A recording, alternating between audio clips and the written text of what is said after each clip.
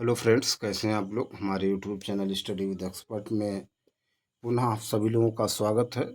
Friends, एक बार फिर हम कुछ प्रीवियस ईयर के क्वेश्चन उसी पे चर्चा करेंगे। आप लोग भी ज़्यादा से ज़्यादा प्रैक्टिस कीजिए, रिवीजन कीजिए और अपना नोट्स बनाइए। रिवीजन प्रैक्टिस तो बहुत मस्ट है ना, इसको ज़्यादा से ज़्यादा कीजिए। जितना रिवीजन प्रैक्टिस करेंगे उतना ही आपका कॉन्फिडेंस होगा।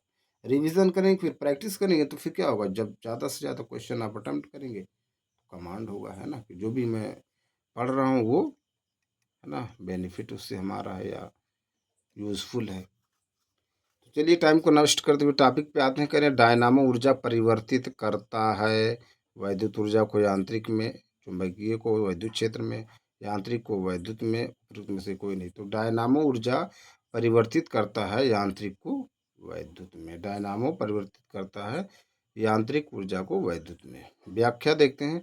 करें डायनेमो यांत्रिक ऊर्जा को वैद्युत ऊर्जा में परिवर्तित करता है। विद्युत मोटर विद्युत ऊर्जा को यांत्रिक ऊर्जा में, और माइक्रोफोन ध्वनि ऊर्जा को विद्युत ऊर्जा में, और बैटरी रासायनिक ऊर्जा को विद्युत ऊर्जा में परिवर्तित करता है। बहुत महत्वपूर्ण प्रश्न है। अगला प्रश्न, यांत्रिक ऊर्जा को वैद्युत ऊर्जा में रूपांतरित करने के लिए डॉट डॉट का प्रयोग किया जाता। क्वेश्चन है ना, बस बदल दिया गया मैं, है ना, पूछने का तरीका बदल दिया गया है। डायनामो, माइक्रोफोन, विद्युत मोटर, बैटरी। बस जो क्वेश्चन था, ये क्वेश्चन है ना, पहले इस तरह से पूछा गया, फिर इस तरह से क्वेश्चन, है ना, बस बदल दिया गया है पूछने का मेथड, है ना। तो यांत्रिक ऊर्जा को वैद्युत ऊर्जा में रूपांतरित करने के लिए प्रयोग किया जाता है डायनेमो। क्या डाय यांत्रिक ऊर्जा को विद्युत ऊर्जा में परिवर्तित करने के लिए प्रयोग किया जाता है डायनेमो।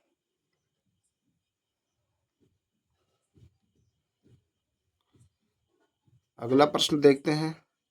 कह रहे रासायनिक ऊर्जा को विद्युत ऊर्जा में रूपांतरित किसके द्वारा किया जाता है। रासायनिक ऊर्जा को वैद्युत ऊर्जा में, विद्युत चुंबक, फोटो सेल, विद्युत अपघट्ट, संचायक सेल। तो रासायनिक ऊर्जा को विद्युत ऊर्जा में रूपांतरित करने के लिए क्या प्रयोग किया जाता है, संचायक सेल। संचायक सेल, इसकी व्याख्या देखते हैं। कह रहे हैं संचायक सेल को रिचार्जेबल सेल भी कहा जाता है। यह सर्वप्रथम विद्युत ऊर्जा को रासायनिक ऊर्जा में रूपांतरित कर ऊर्जा का भंडारण करता है, तथा इसके पश्चात जब इनका उपयोग किया जाता है तब ये सेल भंडारित रासायनिक ऊर्जा को विद्युत ऊर्जा में रूपांतरित करते हैं।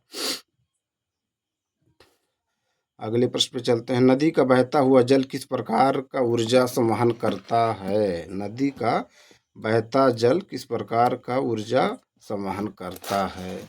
नदी का बहता जल, है ना, गुरुत्वीय, स्थितिज, विद्युत, गतिज। तो नदी का बहता हुआ जल गतिज ऊर्जा संवहन करता। कौन सा, गतिज ऊर्जा। इसकी व्याख्या देखते हैं। गिरता हुआ नारियल गतिशील कार, लुढ़कता हुआ पत्थर, उड़ता हुआ हवाई जहाज, बहता हुआ जल, बहती हुई हवा, दौड़ता हुआ खिलाड़ी आदि सभी में गतिज ऊर्जा विद्यमान होती है। संक्षेप में किसी वस्तु में उसकी गति के कारण निहित ऊर्जा को गतिज ऊर्जा कहते हैं। क्या, गतिज ऊर्जा। अगला प्रश्न देखते हैं। कह रहे हैं निम्नलिखित में से कौन सा उपकरण विद्युत ऊर्जा को यांत्रिक ऊर्जा में परिवर्तित करता है ना। ये डायनामो का जस्ट उल्टा। Electric motor, electric generator, transformer, दृष्टिकारी, रेक्टिफायर्स। तो वो विद्युत ऊर्जा को यांत्रिक ऊर्जा में बदलता है इलेक्ट्रिक मोटर। क्या, इलेक्ट्रिक मोटर। अगले प्रश्न पे चलते हैं।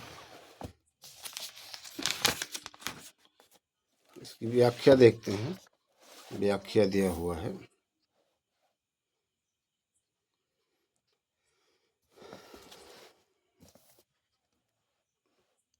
देखिए इसकी व्याख्या दिया हुआ है। इलेक्ट्रिक मोटर विद्युत ऊर्जा को यांत्रिक ऊर्जा में परिवर्तित करने वाला उपकरण है। इलेक्ट्रिक जनरेटर यांत्रिक ऊर्जा को विद्युत ऊर्जा में परिवर्तित करता है। अगला टॉपिक है प्रकाश। अगला टॉपिक है प्रकाश से संबंधित महत्वपूर्ण प्रश्न। कह रहे हैं प्रकाश के पथ में प्रकाश के पथ में एक डॉट डॉट वस्तु के आने पर छाया का निर्माण होता। पारदर्शी, पारभासी, प्रकाशमान, अपारदर्शी। तो प्रकाश के पथ में एक अपारदर्शी वस्तु के आने पर छाया का निर्माण होता है। अपारदर्शी, ओपेक। व्याख्या, प्रकाश के पथ पर एक अपारदर्शी ओपेक वस्तु के आने पर छाया का निर्माण होता है। जब प्रकाश किसी अपारदर्शी वस्तु ओपेक ऑब्जेक्ट से होकर गुजरता है तो यह प्रकाश के मार्ग को परावर्तित कर देता है। जिससे उस अपारदर्शी वस्तु की छाया बनती है।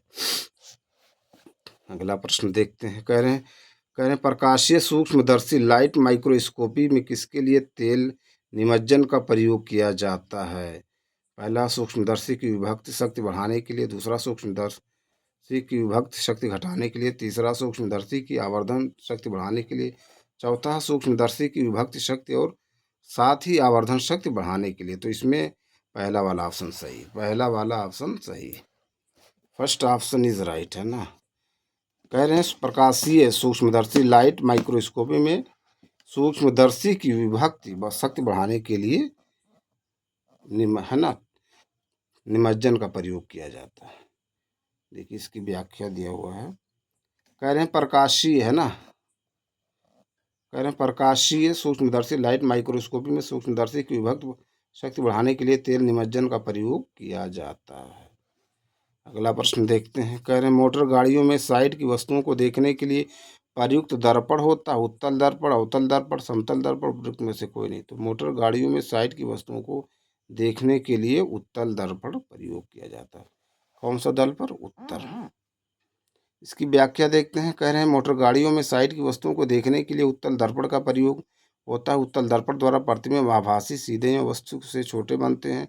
इसके द्वारा काफ़ी बड़े क्षेत्र की वस्तुओं का प्रतिबिंब एक छोटे से क्षेत्र में बन जाता है। इस प्रकार उत्तल दर्पण का दृष्टि क्षेत्र अधिक होता है, इसीलिए इसे मोटर वाहनों तथा बसों में चालक के बगल में पीछे के ट्रैफिक के दृश्यावलोकन के लिए किया जाता है। देख लीजिए ना, इसमें कारण भी बता दिया गया क्यों। बहुत महत्वपूर्ण प्रश्न है। अगले प्रश्न पे चलते हैं। कह रहे हैं प्राथमिक रंग है, प्राथमिक रंग है।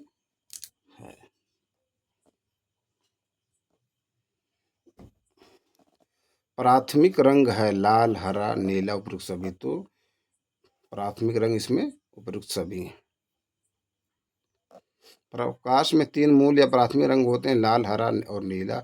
इनको मिलाने से द्वितीयक रंगों पीला, मरजेंटा एवं पीकॉक नीला का निर्माण हो सकता है। एक प्राथमिक और एक द्वितीयक रंग के जोड़े को एक दूसरे का पूरक रंग कहते हैं। सभी प्राथमिक रंगों अथवा सभी द्वितीयक रंगों को मिलाने पर सफ़ेद रंग के प्रकाश की उत्पत्ति होती है। इसके विपरीत चित्रकार के लिए लाल, नीला और पीला प्राथमिक रंग माना जाता है। देखिए इम्पोर्टेंट पॉइंट है यहाँ। कह रहे हैं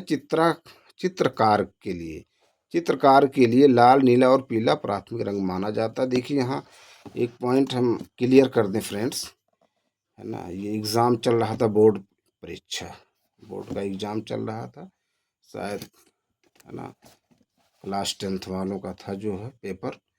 तो उसमें जो है प्राथमिक रंग पूछ लिया गया था, वहाँ पर प्राथमिक रंग पूछा गया था चित्र, है ना, आर्ट का जो शायद जो पेपर था। तो वहाँ पर है ना प्राथमिक रंग लाल, नीला और पीला माना गया। देखिए यहाँ दिया हुआ है। इसके विपरीत चित्रकार के लिए लाल, नीला और पीला प्राथमिक रंग माना जाता है, क्योंकि प्राथमिक रंग के लिए मैंने जो है हल और नल, हल हा से हरा, ला से लाल, हल और नल, ना से नीला और ला से लाल, ऐसे याद किया था। हल और नल, हा से हरा, हल, ला से लाल, फिर नल, ना से नीला, ला से लाल। तो हरा, लाल, नीला ये मैंने प्राथमिक रंग याद किया था। लेकिन वहाँ पर जब देखा गया आर्ट वाले, है ना, पेपर जब हो रहा था तो वहाँ इसको इसीलिए यहाँ पर मेंशन किया। इसके विपरीत चित्रकार के लिए लाल, नीला और पीला प्राथमिक रंग माना जाता। तो ये बोर्ड का परीक्षा था क्लास 10th का, उसमें प्रश्न पूछा गया था। अगला प्रश्न, कुछ मुख्य रंग कौन कौन से हैं? लाल, पीला, नीला, लाल, मैजेंटा, नीला, लाल, हरा, सफ़ेद, लाल, हरा, नीला। तो मुख्य रंग हैं हल और नल, हा से हरा, ला से लाल, नल, ना से नीला, ला से लाल, बस यही मुख्य। तो यहाँ पर हमको भी एक पॉइंट उस समय क्लियर नहीं हुआ, लेकिन अब क्लियर हो गया है। ठीक, कभी कभी होता है, कुछ प्रश्न होते हैं, है ना, जब आप उससे प्रैक्टिस करते हैं, है ना, या देखते हैं, बार बार स्टडी करते हैं, तो कहीं ना उस क्वेश्चन के, है ना, डिफरेंस मालूम हो जाता है। कह रहे हैं निकट दृष्टि दोष को ठीक करने के लिए किस प्रकार के लेंस का उपयोग किया जाता है? उत्तल लेंस, अवतल लेंस, समतलोत्तल लेंस, समतावतल, है ना, समतलावतल लेंस। तो निकट दृष्टि दोष को ठीक करने के लिए अवतल लेंस का उपयोग किया जाता है, अवतल लेंस। अगला प्रश्न देखते हैं। निम्नलिखित में से कौन सा दृष्टि दोष नहीं है? जरा दूर दृष्टि दोष, निकट दृष्टि दोष, दृष्टि का स्थायित्व, दूर दृष्टि। तो दूर दृष्टि का स्थायित्व ये दृष्ट का दोष नहीं। इसकी व्याख्या देखते हैं। कह रहे हैं प्रश्न में दिए गए विकल्पों में दृष्ट का स्थायित्व दृष्ट दोष नहीं है। दृष्ट दोष मानव आंख की समायोजन शक्ति का ह्रास है। दृष्ट के मुख्य रूप से तीन सामान्य अपवर्तक दोष हैं: निकट दृष्टि दोष, दूरदृष्टि दोष, जरा दूरदृष्टि दोष। अगला प्रश्न देखते हैं। कह रहे हैं निकट दृष्टि दोष संबंधित है निकट की वस्तुओं का ना दिखना, दूर की वस्तुओं का ना दिखना। निकट तथा दूर की दोनों वस्तुओं का ना दिखना है, इनमें से कोई नहीं। तो निकट दृष्टि दोष संबंधित है दूर की वस्तुओं का ना दिखना, दूर की वस्तुओं का ना दिखना। इसकी व्याख्या देखते हैं।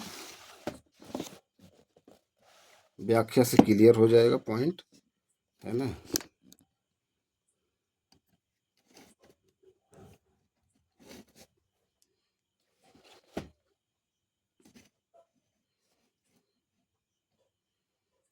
कह रहे निकट दृष्टि दोष में व्यक्ति पास की रखी वस्तु को देख लेता है, किंतु एक निश्चित दूरी से अधिक दूर की वस्तु को ना स्पष्ट नहीं देख पाता। इस स्थिति में दूर की वस्तु का प्रतिबिंब रेटिना पर ना बनकर उसके आगे बनता है। इसके निवारण के लिए उपयुक्त फोकस दूरी के अवतल लेंस का प्रयोग किया जाता है।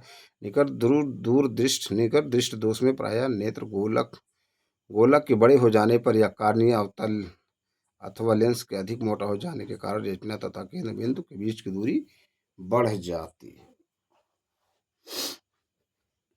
अगला प्रश्न देखते हैं। इनमें निम्नलिखित में से किसे निकट दृष्टि दोष के रूप में जाना जाता है? हाइपरमेट्रोपिया, हाइपरोपिया, मायोपिया, एस्टिग्मैटिस, है ना। तो निकट दृष्टि दोष के रूप में जाना जाता है मायोपिया। किसे? मायोपिया। इसकी व्याख्या देखते हैं। कह रहे मायोपिया को निकट दृष्टि दोष के रूप में जाना जाता है। इस दोष के से युक्त नेत्र द्वारा मनुष्य के पास की वस्तुएं जो साफ दिखाई देती हैं, परंतु एक निश्चित दूरी से आगे की वस्तुएं स्पष्ट नहीं दिखाई देती हैं। इसमें अनंत से आने वाली किरणें रेटिना पर फोकस न होकर दृष्टि पटल रेटिना के आगे ही फोकस हो जाती हैं, इसलिए रेटिना पर स्पष्ट प्रतिबिंब नहीं बनता। निकट दृष्टि दोष का कारण नेत्र लेंस के पृष्ठों की वक्रता बढ़ जाना है, जिससे उसकी फोकस दूरी कम हो जाती है, या नेत्र लेंस और रेटिना के बीच की दूरी बढ़ जाती है। निकट दृष्टि दोष के निवारण हेतु अवतल लेंस का उपयोग किया जाता है ना। अगला प्रश्न देखते हैं। कह रहे हैं दूरदृष्टि का एक रोगी 40 सेंटीमीटर से निकट की वस्तुओं को साफ नहीं देख पाता। आंख को सामान्य बनाने के लिए लेंस होगा 200 सेंटीमीटर फोकस दूरी का अवतल लेंस, 100 सेंटीमीटर फोकस दूरी का अवतल लेंस, 200 बाई 3 सेंटीमीटर फोकस दूरी का अवतल लेंस, इनमें से कोई नहीं। तो एक इसमें जो है ना 200/3 सेंटीमीटर फोकस दूरी का उत्तल लेंस प्रयोग होगा, है ना। व्याख्या दूरदृष्टि दोष में वस्तु का प्रतिबिंब रेटिना पर न बनकर उसके पीछे बनता है। इसे दूर करने के लिए उत्तल लेंस का उपयोग किया जाता है। करें 40 सेंटीमीटर पास की वस्तु को साफ देखने के लिए आवश्यक फोकस दूरी 1/f = 1/u - 1/v। 1/f होगा, u की वैल्यू 25 हो जाएगा, है ना।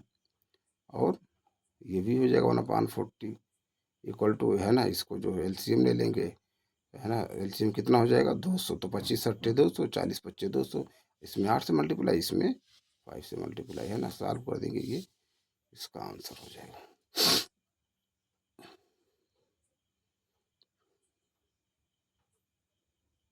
ठीक फ्रेंड्स। तो फ्रेंड्स ये कुछ इंपॉर्टेंट प्रश्न जिस पे हमने चर्चा की है।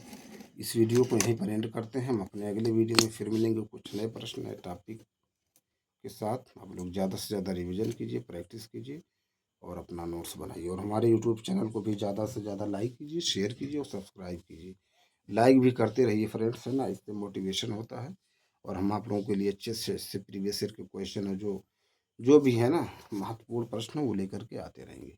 Thank you friends.